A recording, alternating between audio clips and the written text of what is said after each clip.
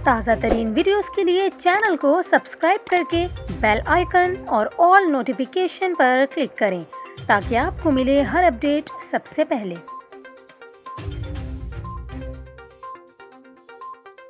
और अभी आपको बताएं, कराची समेत सिंध में हैजे की वबा फैल गई। रवां बरस 25 अप्रैल तक सिंध में हैजे के 129 तस्दीक शुदा केसेस रिपोर्ट हो चुके हैं, जबकि महकमा सेहत सिंध मीडिया से केसेस छुपा रहा है।